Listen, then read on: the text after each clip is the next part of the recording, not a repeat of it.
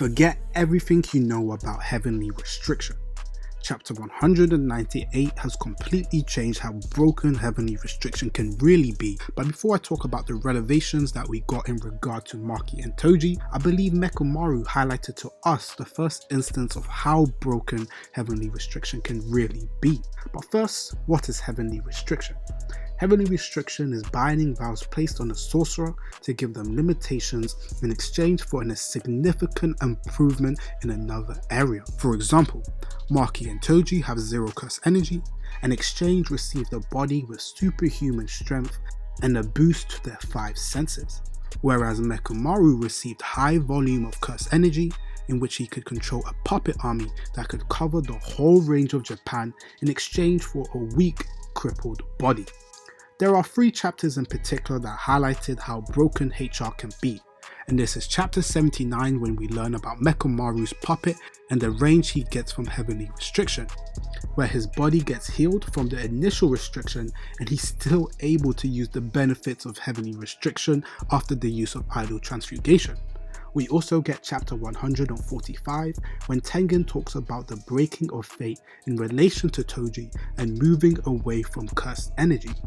And the final chapter is the current one, which in 198, which highlights heavenly restriction users such as Toji and Maki aren't affected by domain barriers or sure hit effects and has put heavenly restriction on a whole new level. But first, let's talk about Mechamaru. He's gone from a semi-grade 1 to at least a grade 1 sorcerer with his new improved body and absolute Mechamaru form.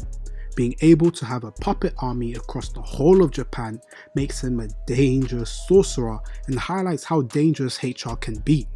In addition, he could use his 70 years of curse energy to use as beams, which allowed him to input significant damage. However, why I think he's a grade 1 sorcerer compared to, in my opinion, Maki and Toji, who could be considered a special grade, comes down to him just lacking in the power of a special grade.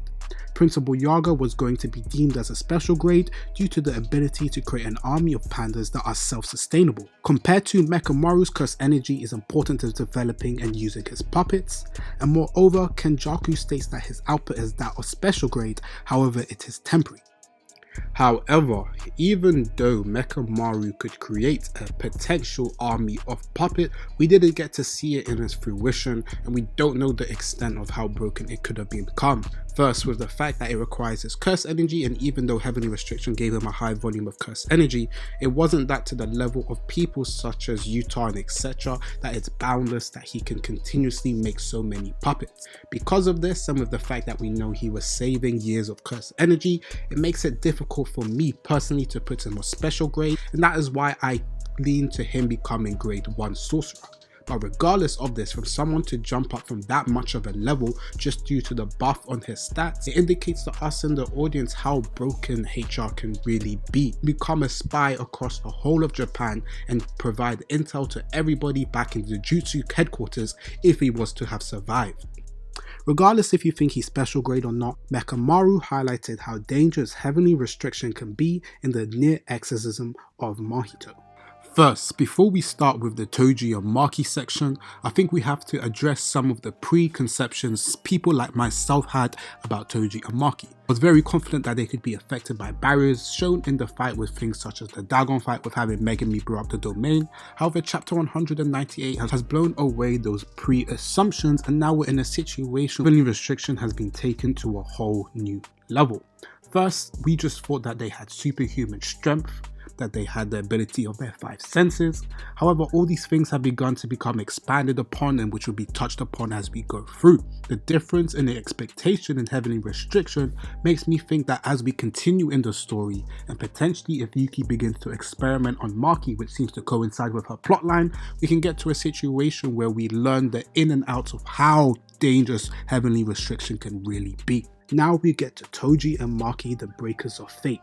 Chapter 145 highlights how heavenly restriction is a wildcard, and through the use of both characters we see insane usage of their heavenly restriction. First, Toji overpowering Granny Organi and being able to take control back of his body. This highlighted to us about the importance of the soul in relation to heavenly restriction. Moreover, in the fanbook, Gege specifies that Kenjaku would not target with his immortal technique of body switching somebody such as Toji, because heavenly restriction could clash with his technique and it could end up being him overpowered. This highlights just how much control heavenly restriction has of the soul and how much broken it is to be able to overpower an immortal technique. And now chapter 198 highlighted to us the biggest buff to HR with being able to counter domain sure hits. This is insanity because not only that, we learned that they have super fast regeneration in tandem with their superhuman strength. And when I say superhuman, I mean superhuman, Maki tanking a Mark III hit and only needing 2 minutes to recuperate. We saw Toji use elite level speed that Megami made comparable to that of Sukuna. And we saw Maki being able to keep up with projection sorcery cursed Naya. We also see that they have 5 senses that they can take in the density in the air and reaction to be able to dodge Naya zipping through the air while freefalling, as well as in tandem their use of curse tools, which puts them on a whole different level. The inverted spear of heaven, which shuts down curse techniques, liberation soul sword, which ignores durability and cuts directly to the soul. HR has become a whole new level of broken, and those like myself who are unsure whether they can be affected by domain barriers, it has put HR as the biggest wildcard in the series.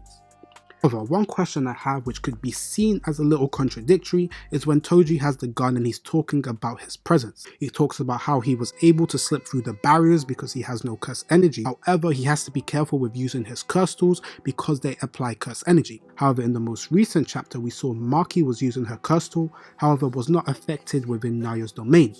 My assumption is her curse tool would also radiate curse energy since it's from Mai, but yet that's just kind of one thing I was confused about in regards to heavenly restriction. Regardless, HR is broken and I'm excited to see how the breakers of fate is explored through Maki, and especially in tandem with someone such as Yuki. Yuki back in the hidden inventory arc alluded that there were previous HR users, however alluded that there was nobody like Toji and Maki who had zero curse energy.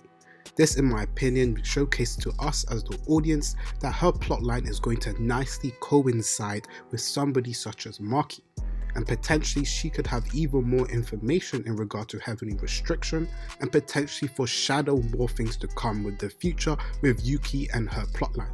Currently, Yuki's plotline is very coincide with people having zero curse energy and removing curse energy from the world, and having people such as Toji and Maki who she believes are potentially supreme beings. It could indicate to us as the audience that there is a lot to come from her, and in specific with heavenly restriction. She could potentially teach us the origins of heavenly restriction, or potentially go into a level where we go and explore it to a whole new detail, far more than what we have from the current chapters. And I think this is something to be excited about. Sukuna having a domain that's able to affect inanimate objects, it makes me highlight that there were probably previous HR users back in the day that we haven't met at this moment of time. This makes me think potentially could this be something that's used in the future and we can meet some previous old age sorcerers who have similar type things. But regardless of this, I believe heavenly restriction has been taken to a whole new level, worthy of its title of the Breakers of Fate. But thank you guys for watching and let me know your opinion. If you want to see more JJK content and you like videos like this, make sure to like, comment, share, subscribe. Check out the affiliate links below for different level of Jujutsu Kaisen content and other merchandise content. Thank you guys for watching.